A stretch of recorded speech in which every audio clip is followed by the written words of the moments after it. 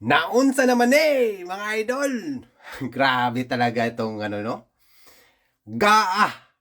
Kilalang kilala naman natin to, si Kung Pulong Duterte.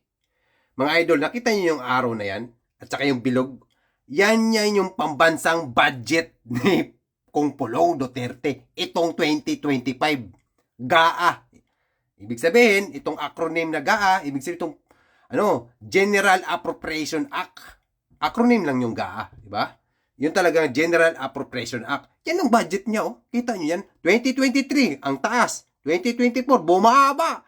Mas bumaba ngayong 2025. Pero, wag ka. Ito ngayon, ang good news kay Pulong Duterte. First District ng Davao City. Kung Pulong Duterte, sulit may malasakit sa bayan. Annual Accomplishment Report. Ibig sabihin, kabuang taon. Itong serbisyo niya, itong mga nagawa niya sa bayan. Ito yung mga accomplishment, di ba? Medical burial. Kita nyo yan, nakita nyo yan. Sa Davao, pag naanuhan kayo doon, may mga medical burial assistance. Medical mission. Di ba? Outpatient. Educational assistant. Itong, meron pa nga sila mobile library. Di pa kasali dyan. Infrastructure. Yung Bukana Bridge. Itong Coastal Road. Health and wellness. Di ba? Mga libreng sakit. Malasakit center. Di ba? Emergency response. Ang dami nila niyan. Itong 911.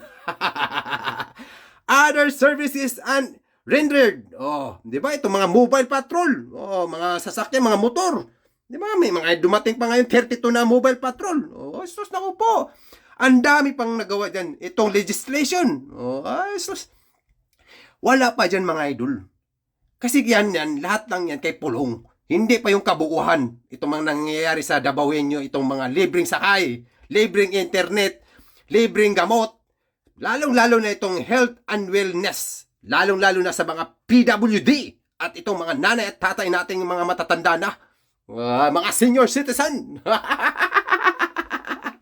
Yun yung totoo. Tapos ngayon Duterte gusto yung ibalik nyo ang Duterte.